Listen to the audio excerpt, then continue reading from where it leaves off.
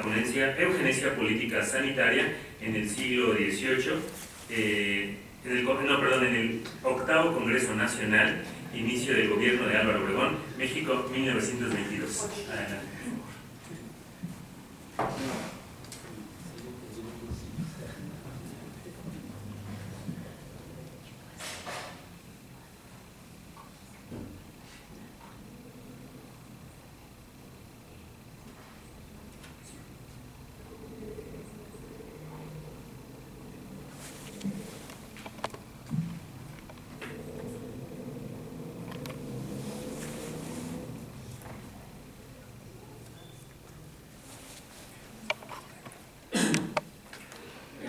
Primeramente, buenos días.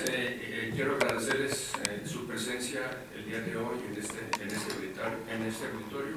Y por otro lado, quiero reconocer el gran esfuerzo que ha realizado la doctora Ana María Carrillo y su equipo de trabajo en la realización de este congreso. Sabemos que hay imponderables y que la tecnología no tiene palabra de honor, pero aún así somos más los buenos y estamos decididos a sacar adelante este congreso. Bueno,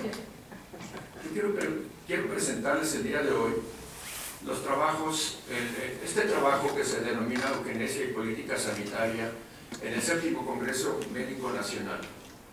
Eran los inicios del gobierno de Álvaro Obregón como presidente de la República en 1922. Este congreso, el 7º Congreso Médico Nacional, se realizó en la ciudad de Saltillo, Coahuila, al norte de la República Mexicana, del 24 al 30 de septiembre de 1922. Voy a realizar una pequeña introducción para quienes en un momento dado no estén familiarizados totalmente con la historia de México y para quienes nos escuchen de otros países, pues sabemos que esto pudiera parecer algo diferente. ¿Sí? Entonces, Álvaro Obregón fue presidente de México del 1 de diciembre de 1920 al 30 de noviembre de 1924. Había transcurrido la fase armada de la Revolución Mexicana. El presidente Venustiano Carranza había sido asesinado, y entonces el principal problema que enfrentaba Álvaro Obregón como presidente de la República era lograr la pacificación del país y el reconocimiento de los Estados Unidos a su gobierno. Había un retraso importantísimo en muchas áreas de la salud pública. Se había tenido que suspender la lucha antivariosa precisamente por la lucha contra Carranza, y eso ocasionó que se suspendieran muchas acciones de salud.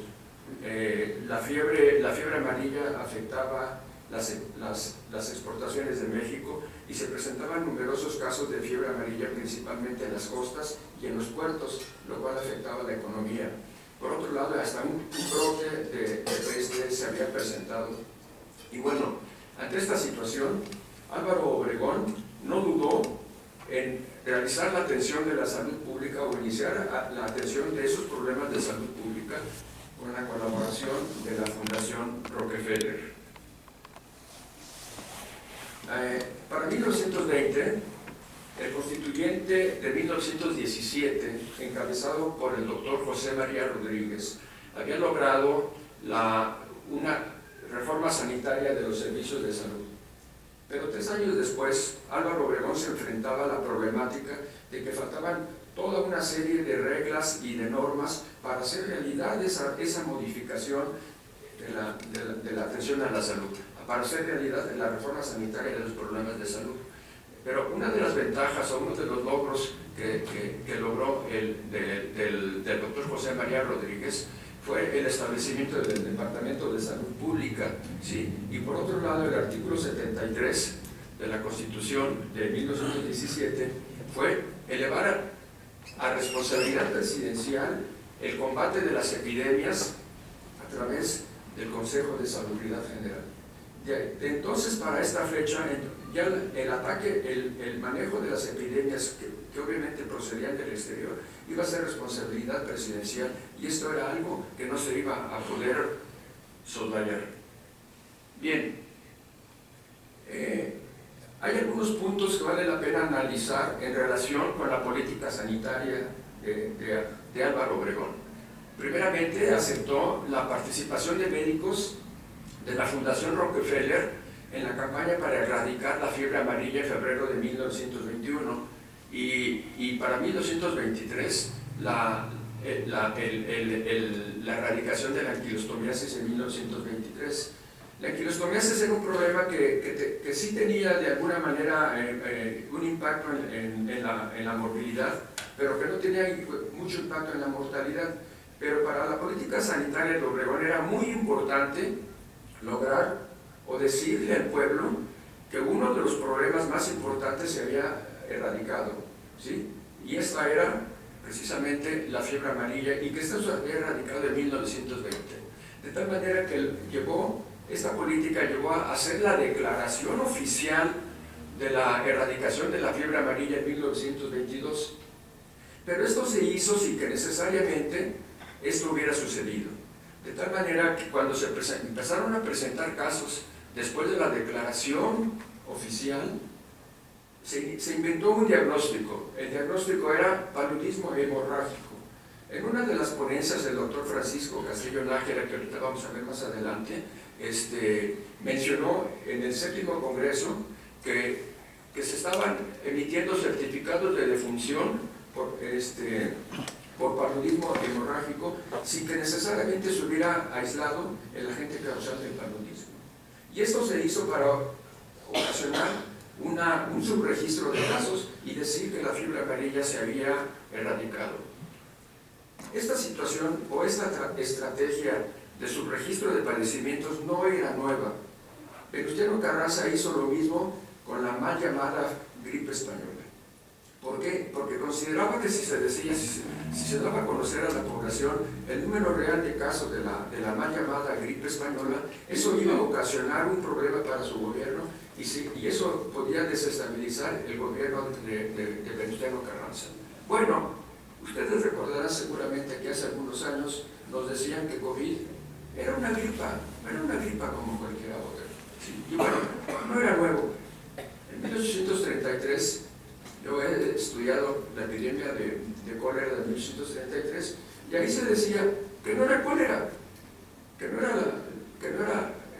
la epidemia amarilla, que era la colerina, algo semejante, pero que no tenía las mismas manifestaciones de cólera y que la gente no se debía de preocupar. Bueno, son estrategias de gobierno finalmente. Bueno, uno de los logros de Álvaro Obregón fue la creación de la Escuela de Higiene en 1922, ¿sí? E inició la formación de sanitaristas según el modelo estadounidense de salud pública, ¿sí? Claro, con la colaboración y con la asesoría de la Fundación Rockefeller. De tal manera, otro de los puntos era lograr el control de padecimientos médicos y sociales que eran considerados como amenazas del progreso. Y era muy importante lograr esto, combatir las enfermedades médicas y sociales, y por otro lado también apoyó la organización de congresos médicos nacionales, y uno de ellos fue precisamente el 7º Congreso Médico Nacional, que se celebró en Saltillo, ciudad en donde yo radico. Bueno, el objetivo fundamental del Congreso, primordial del Congreso, fue que los congresistas preparen sus estudios con el fin de conseguir el mayor lucimiento en esta labor de progreso propia de los pueblos cultos. Ya se daba una imagen de triunfalismo. ¿Quiénes asistieron a ese congreso? Fue un congreso con una participación multidisciplinaria. Asistieron 330 personas, 227 médicos, 17 dentistas, 14 farmacéuticos, 12 ingenieros, 12 abogados, 7 parteras, 5 veterinarios, 3 industriales, 3 profesores. A mí, una de las profesoras de la escuela de la Facultad de Ciencias Sociales de la Universidad Autónoma de Coahuila, en donde yo hice mi maestría, me proporcionó las ponencias íntegras del 7º Congreso Médico Nacional, de tal manera que este trabajo es resultado del análisis de esas ponencias, ¿sí? ¿Quiénes asistieron? Analizando las ponencias y analizando los participantes, encontré que participaron eminencias de la medicina en México, que más tarde serían eminencias de la medicina en México, como el doctor Gonzalo Castañeda, el doctor Francisco Vázquez Gómez, un zapatista que incluso había sido candidato a la vicepresidencia de México, el doctor Francisco Castillo Nájera, que ya les mencionó, el español Tomás Gutiérrez Perrín, el doctor Ignacio Chávez, el doctor Gustavo Vaz, el doctor Fernando Carranza, que es uno de los autores de nuestra universidad tiene su nombre, el profesor Isaac Choterena, José Castro Villagrana, Enrique L. Graue. ¿Se acuerdan ustedes de Enrique L. Graue? Seguramente era el abuelito del doctor Graue, que fue el director de nuestra Facultad de Medicina, y el ingeniero Miguel Ángel de Quevedo. De tal manera que hubo una participación multidisciplinaria y todas las ponencias fueron analizadas bajo esa óptica de la multidisciplina. Bueno, esta es la recepción, una imagen de la recepción ofrecida por el gobernador de Coahuila en ese entonces, y obviamente tenían que darle pleitesía a Obregón, ¿sí? Y bueno, esta es una imagen nada más, podemos observar cómo se presentó. Bueno, analizando las ponencias, encontré que una de las características que predominaban dentro y que podían manejarse como un hilo conductor para una ponencia fue el enfoque que muchos de los participantes tenían de sus ponencias con un enfoque eugénico. Entonces, hay que considerar, bueno, primeramente mencionar que la difusión de la eugenesia a partir de 1920, posterior a la Primera Guerra Mundial, y la expansión de los intereses comerciales y políticos de los Estados Unidos hacia Latinoamérica.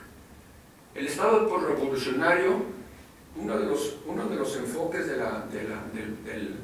los médicos eugenistas, en ese momento, en 1922, era que el Estado postrevolucionario solo podía formarse con individuos libres de vicios y de enfermedades, y se debía impedir la reproducción de personas degeneradas por padecimientos mentales, alcoholismo, enfermedades venéreas y otras que eran consideradas como un peligro para la sociedad.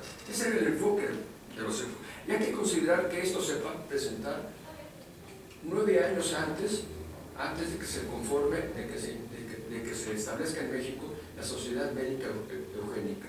¿Sí? Bien, ¿cómo se iba a evitar la degeneración de la raza?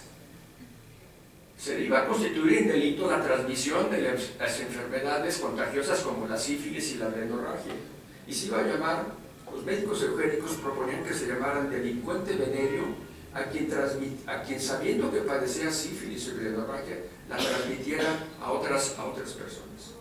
Se iba a implantar el Plan Norteamericano de Prevención de la Sífilis en los soldados, que se refería a la reclusión en hospitales de las prostitutas enfermas y aislamiento de los soldados hasta su curación. Y eso podía requerir incluso de mucho tiempo, incluso hasta de meses hasta lograr la recuperación. De tal manera que, lógicamente, recluir a una prostituta en un hospital, pues esto iba a generar una serie de problemas para su manejo, para su sostenimiento dentro. Pero ese era el enfoque que le daban en Estados Unidos. Y quien padeciera algún padecimiento, alguna enfermedad contagiosa, no podría contraer matrimonio, ¿sí? De tal manera que se sometió a debate establecer, implementar la certificación, el certificado médico prenupcial, ¿sí? El cual se estableció en México hasta 1928. Bien, para lograr el control, para evitar la degeneración de la raza, se tenía que establecer el control de la migración para defender a la población de epidemias procedentes del exterior. Una de las enfermedades que ocasionaban problemas y que eran traídas por inmigrantes, sobre todo orientales, era el tracoma. Esa conjuntivitis que era muy contagiosa y que se presentaba en inmigrantes de origen asiático, procedentes de Siria, de Turquía, de Líbano. También se presentaba en chinos, en orientales, pero además en el caso de los chinos también podían acompañar, se vieron que estaban relacionados con casos también de enfermedades venéreas, y que por otro lado y que muchos de los chinos que llegaban eran adictos al opio. De tal manera que, el enfoque de los médicos eugénicos era evitar el ingreso de chinos y japoneses, y esto lo dice textual una de las ponencias, ya que las compañías de migración han enviado a México verdadera escoria humana. ¿Les suena algo parecido a alguna de las políticas migratorias de Donald Trump? ¿Sí?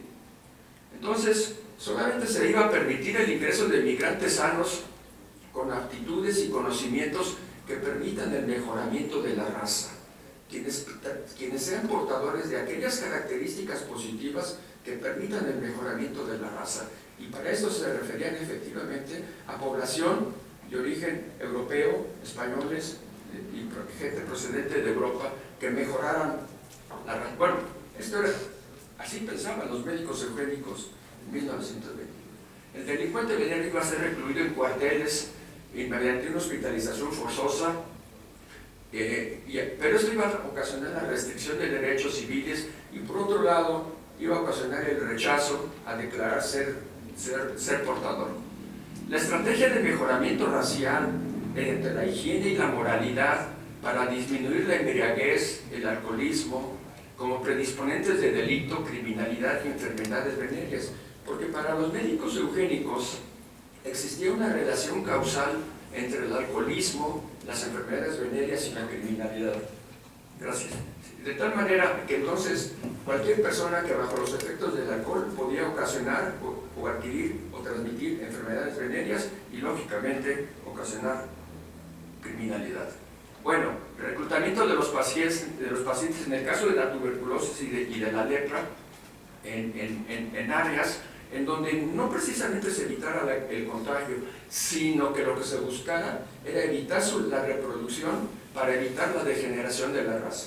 Y por otro lado, se iba a prohibir que estas personas, pacientes de estas enfermedades, contrajeran matrimonio para evitar a todo enfermo que contrajera el padecimiento. No podemos dejar de lado la política educativa del secretario de Educación, que también con un enfoque eugénico implementó una serie de José Vasconcelos, que recientemente había creado la Secretaría de Educación Pública, y que implementó una serie de programas educativos orientados a la promoción de la higiene escolar. Los programas educativos establecían la importancia de higienizar a las escuelas para que los niños se desarrollaran sanos y fuertes a través del ejercicio físico para convertirse en los adultos trabajadores que la nación requería. Una cita de José Vasconcelos en La raza cósmica menciona: las razas inferiores al educarse se harán menos prolíficas y los mejores especímenes irán ascendiendo en una escala de mejoramiento étnico. Iba a haber una vinculación de funciones entre los médicos escolares y los médicos del Departamento de Salubridad Pública para realizar las acciones del Estado revolucionario, como por ejemplo la vacunación antivariosa. Y por otro lado se proponía que los médicos en las escuelas detectaran y corrigieran las anormalidades físicas, psíquicas y morales, pues los niños que tengan esos trastornos pueden convertirse en criminales. Bien, se iban a establecer institutos pedagógicos para aislar a esos anormales como una forma de defensa social, para que no contagiaran al resto de la población que no tenía esta problemática. Y por otro lado, de acuerdo al pensamiento de Vasconcelos, se iban a consolidar las ventajas biológicas del mestizaje de los indígenas con los europeos. Y por otro lado, la intensificación del eugénismo. Otra característica que fue muy importante dentro de la política sanitaria de Obregón fue la lucha contra el alcoholismo. Había un enfoque clasista del consumo de enfermedades. Las bebidas alcohólicas, como la cerveza y el vino para las comunidades europeas, y el pulque para los indígenas y mestizos. Hubo una invitación para visitar la cervecería Cuauhtémoc de Monterrey, en donde obviamente se perseguía los intereses económicos de la cervecería. Los organizadores cuidaron que participaran, que la invitación fuera a título personal, pero un enfoque. Vemos que, por ejemplo, los asistentes se les dio refrescos, se les dio vino y se les dio champán. Obviamente no se consumió la cerveza. Ya terminamos. En el séptimo Congreso Médico Nacional, el discurso médico estuvo ligado al eugenista, al jurídico y al educativo. Se pretendía la construcción de una nueva sociedad por una población mestiza transformada por la educación y la cultura. La educación higiénica y la salubridad como método de regeneración racial. La segregación racial buscaba la prohibición de la reproducción de enfermos con padecimientos crónicos, incurables o hereditarios para evitar la llamada degeneración racial. Los eugenistas no comprendieron los avances de la incipiente microbiología, porque para entonces ya se conocía la existencia del bacilo de Koch y del bacilo de Hansen, agentes productores de la tuberculosis y de la lepra. Consideraron que las enfermedades crónicas eran una amenaza para el progreso bioético. Hacia 1923, la inminente sucesión presidencial, la inestabilidad política regresó a la República y el costo de la pacificación alteró el avance de las acciones sanitarias emprendidas. La formulación de reglamentos y disposiciones del Departamento de Salubridad Pública con los que se esperaba consolidar la reforma sanitaria promovida por el doctor Rodríguez debió esperar hasta 1926, cuando se aprobó el nuevo Código Sanitario. Otras disposiciones tuvieron que esperar mejores tiempos.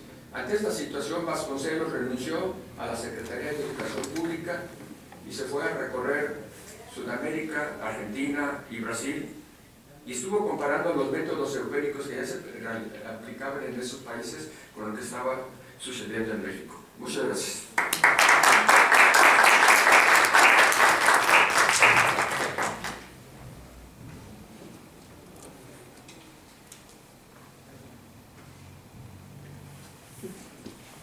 Le agradecemos a Gilberto Sánchez por su presentación en Eugenesia y Política Sanitaria.